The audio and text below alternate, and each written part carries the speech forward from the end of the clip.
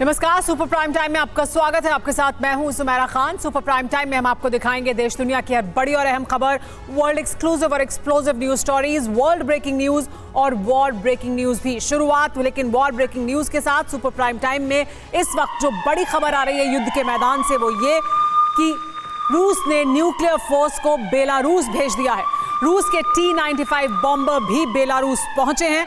Belarus front खोलने की तैयारी में है। दरअसल पुतिन, ये जानकारी मिल रही है, क्रीमिया पर हमले से भड़का हुआ है क्रेमलिन और अब किसी भी हद तक जाने के लिए तैयार दिखाई दे रहे हैं पुतिन। रूस की तीनों सेनाओं और एरोस्पेस मिसाइल फोर्सेस को स्पेशल अलर्ट पर रखा गया है। Tu-95 न्यूक्लियर बॉम्बर बेलारूस पहुंच चुके हैं। क्रेमलिन में राष्ट्रीय सुरक्षा परिषद का महामंथन जारी है। रूस की इस सैन्य हलचल से यूरोप और अमेरिका तक तनाव फैल गया है। इस तनाव की वजह है क्रीमिया पर यूक्रेन का मिसाइल हमला। यूक्रेन ने एक बार फिर रूसी एयरबेस पर मिसाइल हमला किया है, जिसके बाद पुतिन ने स्पष्ट कह दिया है कि पश्चिमी ताकतें एकजुट होकर रूस के खिलाफ फुल स्केल वॉर शुरू कर चुकी हैं और युद्ध का जवाब महासंग्राम से दिया जाएगा। देखिए क्रीमिया पर हुआ यूक्रेन का हमला कैसे विश्व युद्ध की चिंगारी भड़का सकता है।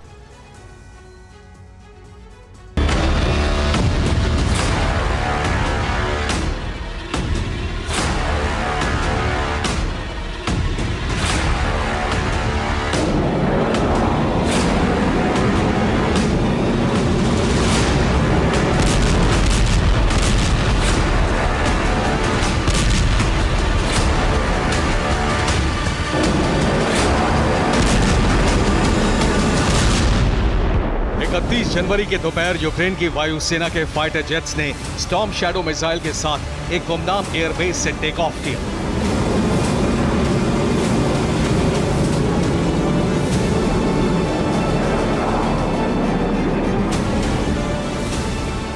सत्रह मिनट की उड़ान के बाद फाइटर जेट पर लगी मिसाइल की रेंज में क्रीमिया आ गया। इस मिसाइल का टारगेट था क्रीमिया का बेलबेक एयरबेस।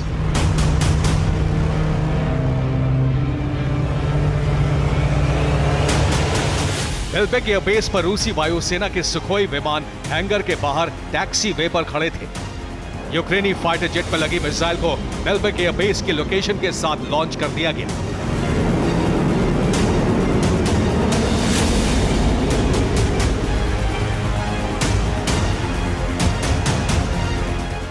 मिसाइल लॉन्च के कुछ ही मिनट बाद क्रीमिया में एक जोरदार धमाका हुआ। धमाके के कुछ ही मिनट बाद सोशल मीडिया प्लेटफॉर्म टेलीग्राम पर यूक्रेन के रक्षा मंत्रालय ने एक वीडियो जारी किया।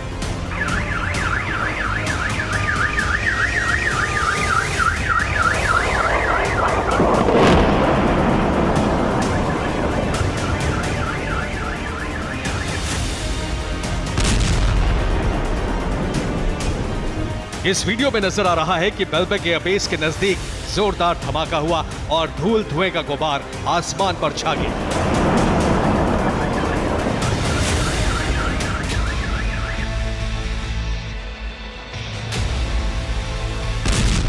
धमाका होते ही मौके पर मौजूद क्रीमिया के लोगों ने तस्वीरें बनाई और सोशल मीडिया पर पोस्ट कर दी।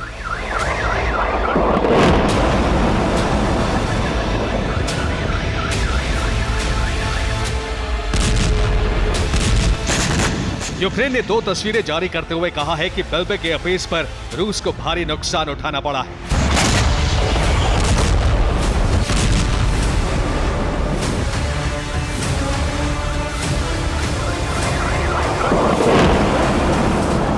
– 2014 से बेलबेक एयरबेस रूस के नियंत्रण में है और यहां से रूस यूक्रेन पर हमला करने के लिए फाइटर जेट तैनात रखता है।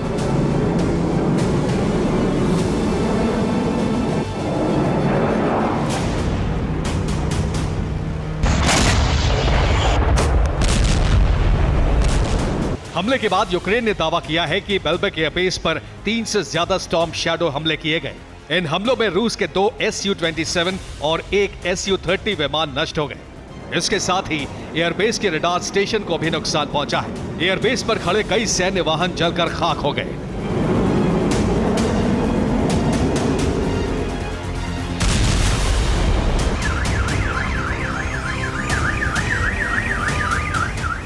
यूक्रेन के रक्षा मंत्रालय ने बयान जारी करके अपनी वायुसेना को सफल हमले के लिए बधाई दी है।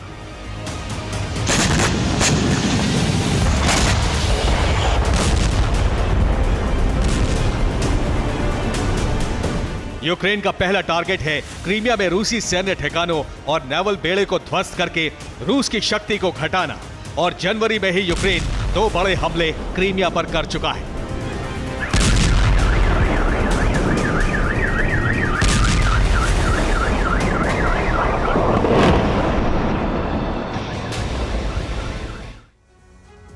एक जनवरी को यूक्रेन ने क्रीमिया में रूस के नियंत्रण वाले बेलबेक एयरबेस पर हमला किया। हमला ब्रिटेन से मिली bunker buster storm shadow missile से किया गया। इस हमले के बारे में यूक्रेन के अपने दावे हैं, लेकिन रूस ने किसी तरह के नुकसान की जानकारी नहीं दी है। इससे पहले 5 जनवरी को यूक्रेन ने क्रीमिया के ही साकी एयरबेस पर हमला किया। यह हमला भी स्टॉर्म शैडो मिसाइल से अंजाम दिया गया। इस हमले में रूस के 23 सैन्य ऑफिसर मारे गए थे। मरने वालों में रूसी सेना के 5 हाई रैंक कमांडर थे। इससे एक दिन पहले 4 जनवरी यूक्रेन ने क्रीमिया के यूकारिना बाल्का एयरफील्ड पर हमला किया। हमले के लिए यूक्रेन ने नेपच्यून मिसाइल का इस्तेमाल किया। यूक्रेन ने दावा किया एयरफील्ड पर बना रूसी रडार सेंटर नष्ट हो गया है। इसी दिन यूक्रेन ने क्रीमिया के येवपतोरिया पर हमला किया। यूक्रेनी सेना ने 10 से ज्यादा स्टॉर्म शैडो हमले किए। दावा किया गया कि येवपतोरिया में रूस का कमांड पोस्ट तबाह हो गया है।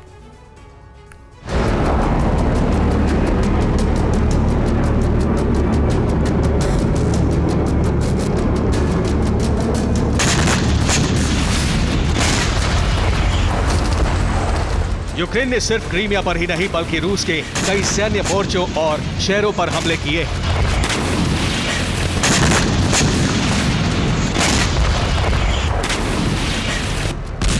रूस ने क्रीमिया, खेरसोन, कुपियांस्क, रूस के शहर बेलगोरोद, सेंट पीटर्सबर्ग पर ड्रोन और मिसाइल हमले किए और इसके साथ ही रूस के दागिस्तान प्रांत में यूक्रेनी एजेंट्स ने आगजनी की है।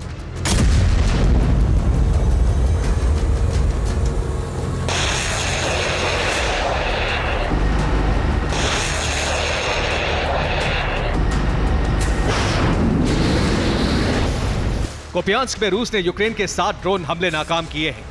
बेलगोरोद में 6 ड्रोन हमले नाकाम किए गए हैं। क्रीमिया और ब्लैक सी पर यूक्रेन की 20 मिसाइलें इंटरसेप्ट की गई हैं। लेकिन यूक्रेन ने दावा किया है कि उसके हमले से रूस का एक युद्धपोत नष्ट होकर समंदर में डूब गया, जिसकी तस्वीरें भी जारी की गई हैं।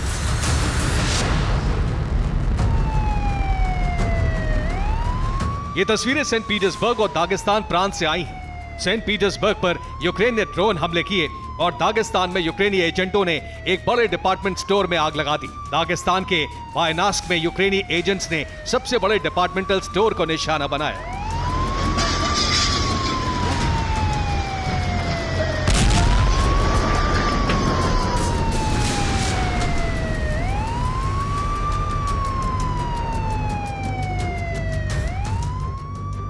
दागिस्तान यूक्रेनी हथियारों की रेंज से बहुत दूर है और युद्ध शुरू होने के बाद पहली बार दागिस्तान में इस तरह की घटना को अंजाम दिया गया है। क्रीमिया से दागिस्तान तक यूक्रेनी हमलों के बाद रूसी सुरक्षा परिषद की आपात बैठक बुलाई गई।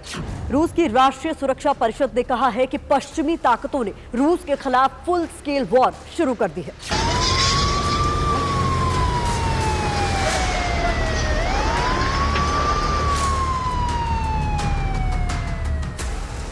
दरअसल इन हमलों के पीछे ब्रिटेन और अमेरिका की रणनीति है।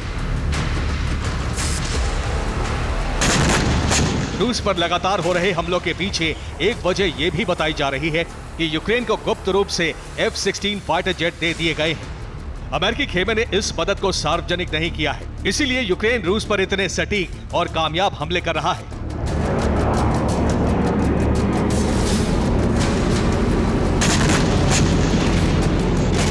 रक्षा विशेषज्ञ मान रहे हैं कि पश्चिमी देशों की मदद से रूस पर हो रहे हमले तीसरे विश्व युद्ध की प्रस्तावना हो सकते हैं।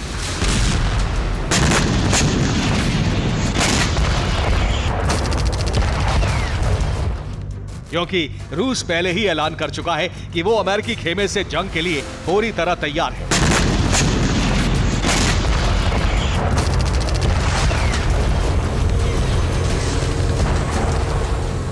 राष्ट्रपति पुतिन चीन, ईरान और उत्तर कोरिया के साथ विश्व शक्ति संतुलन बिगाड़ने वाला गठबंधन बना चुके हैं और अब 2 देश यूक्रेन जंग में भागीदार बन चुके हैं। रूस को ईरान से मिसाइल और ड्रोन सप्लाई हो रहे हैं। अब नॉर्थ कोरिया के हथियार भी जंग में इस्तेमाल होने लगे हैं। यूक्रेनी खुफिया एजेंसी की रिपोर्ट है कि रूस ने नॉर्थ कोरियाई गोलों से हमले शुरू कर दिए हैं।